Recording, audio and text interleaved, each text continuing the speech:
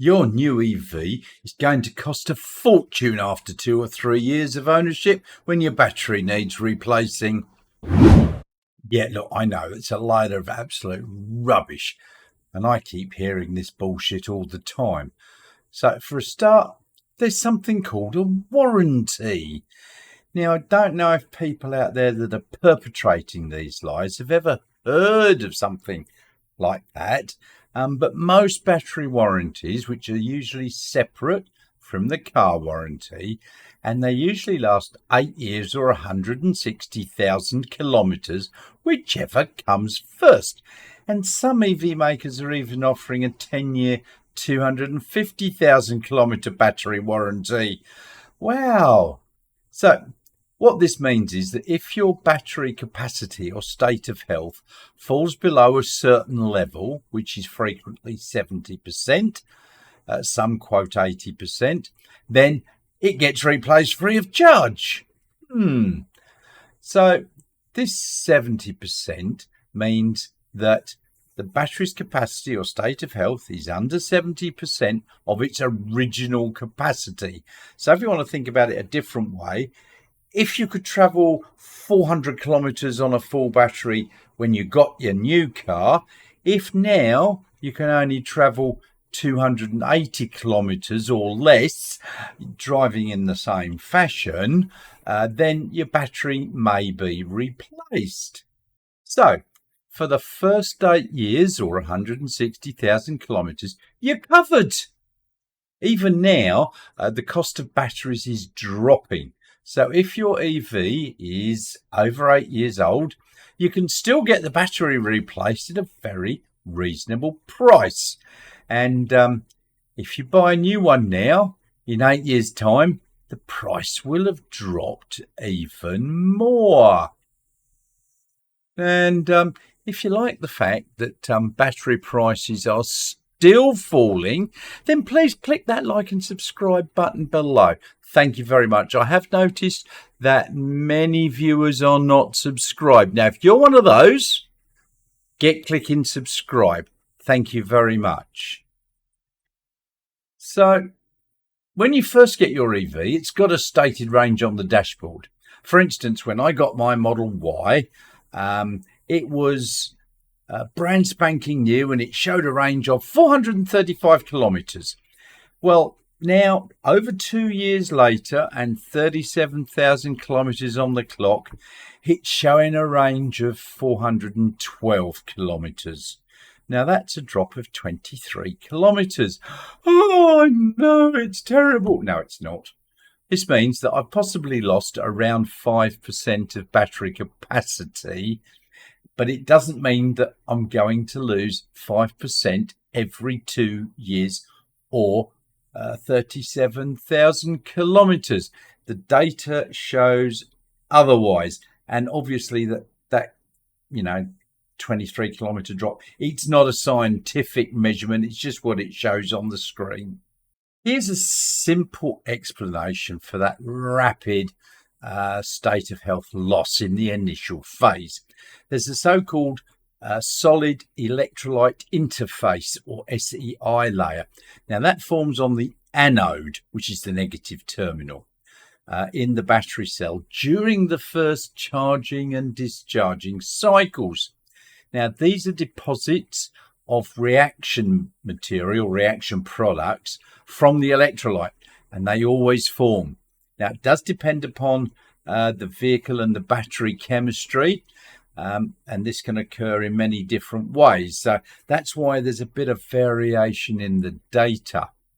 Now, there's yet another study performed by the management consultancy P3. Now, they specialize in electric mobility. They've just published a recent analysis that shows batteries will probably outlast the poor car.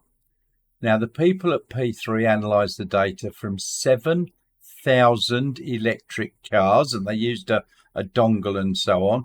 Now, it's quite a comprehensive study, and the result should quieten down anyone's anxieties about battery degradation. They covered a wide range of EVs, with as many driving profiles and charging profiles as they could. And then to back up that qualitative data, their second step involved another company called Avilu, which had more than 60,000 capacity tests on EVs. And the results showed that, yes, EV batteries degrade a little bit quicker during the first 30,000 kilometers, and then it basically flattens out. Now, as you can see from this chart, which has got both the Avilu and the P3 data on it, they're plotted separately. Most EVs still have a really good battery state of health after 100,000 kilometers of around 90%. As for the figures from cars in the over 200,000 and 300,000 mark, I'm not sure how trustworthy that data is, as many cars by then are off the road permanently for other reasons. Battery, who knows? So, it's only the good ones that are still being counted. So I think it skews the figures up at that end a bit. Although I do know a couple of people who've got well over 200,000 kilometers on their vehicle, and the battery is still going all right. I really think these figures should go to reassuring EV buyers that the battery will last for a long time and possibly outlive their actual car. Now, most EVs nowadays have got an excellent battery management system, which helps improve the longevity of the battery.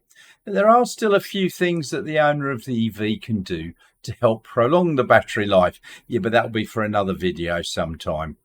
Now, of course, after the battery is no longer in the car, because it's been replaced or the car's smashed up or what have you, it's still got a second life, let's say stationary storage, after which it can go on to being recycled.